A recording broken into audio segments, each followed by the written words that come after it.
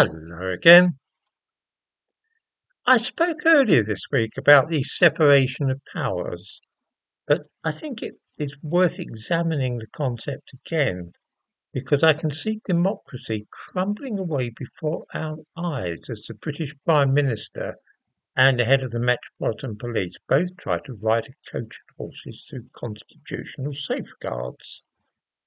Let me remind viewers about the separation of powers. Because we don't want a government which can do as it pleases, sending people to prison, say, without trial or refusing to hold elections, we ensure that there are three powers in the land which act to balance each other out.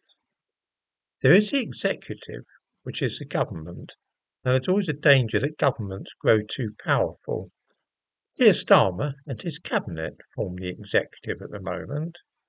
They cannot just do as they please, though, because if they wish to pass laws, they have to go through the legislature, the law-making body, which is the Houses of Parliament. There is another check on government power, which is the judiciary, the courts which interpret and apply the law. It's a very important principle that the judiciary are absolutely free of government interference for obvious reasons. But in the last few days, this principle has been abandoned and the government is now ordering the courts what to do.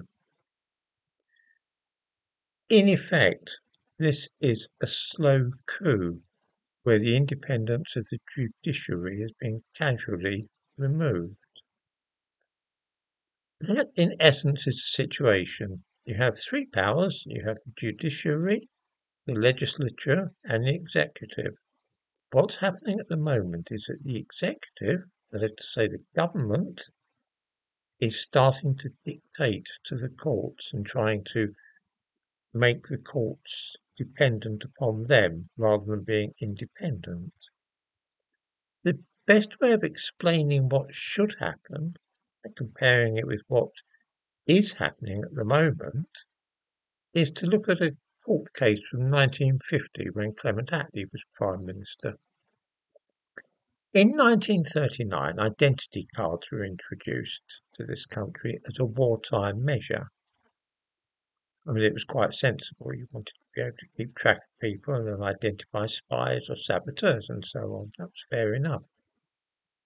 After the end of the war in 1945, when the socialist government came into power under Clement Attlee, he decided that it was rather a good thing to keep those identity cards. Although the war was over, you know what governments are like. They like to keep track of people and know what they're doing. So it was decided that identity cards would remain in Britain. And for 5 years after the end of the war, people still had to carry their identity cards with them and produce them if a police officer requested it. What happened in 1950 was that a middle-aged man was asked to produce his identity card. His name was Harry Wilcock, and he refused. He told the policeman that he wasn't going to show him his identity card. He was summoned to court for not showing his identity card, and by this time a lot of people felt that identity cards were a bad idea. So when he appeared in court, he was given an absolute discharge. In other words, although he was technically guilty, the court thought that it was pointless. Giving someone an absolute discharge is often a rebuke to the police or the prosecutors. The court was saying, in effect, well, why are you wasting our time with this? So Harry Wilcock got an absolute discharge, no penalty at all. The courts were indicating they thought that there should be no such thing as identity cards anymore. He appealed, and the case was taken to the High Court. And at the High Court, the Lord Chief Justice, that was Goddard at the time, denounced the idea of identity cards sharply. He said that although they could not ignore the law, he hoped that if anybody else was for that and not having an identity card, they too would be given an absolute discharge. In other words, the independent judiciary was showing plainly that they disagreed with the concept of identity cards, and they were, in effect, starting to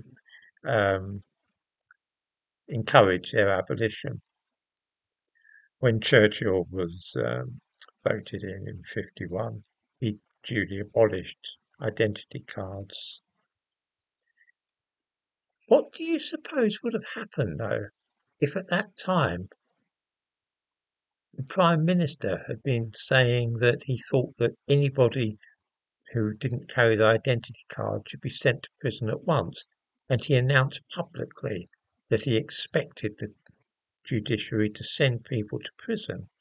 Suppose that the head of the Metropolitan Police, Commissioner of Police for the metropolis, also said that he too thought that people should be sent to prison immediately if they didn't have their identity card.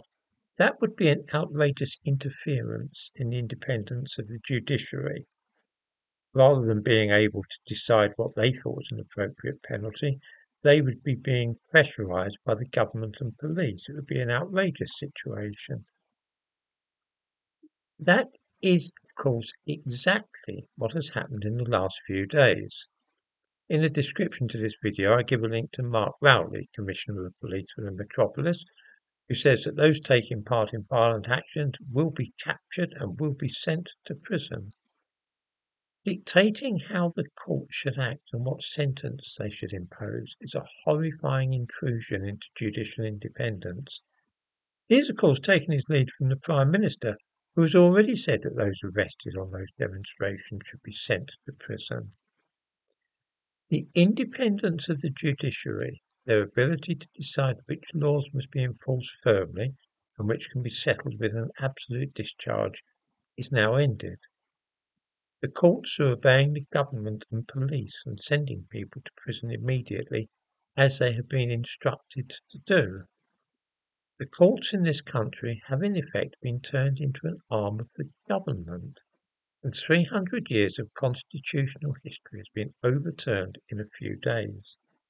Your liberal democracy is in great danger, and yet nobody in the mainstream press even seems to want to talk about it, which is in itself alarming.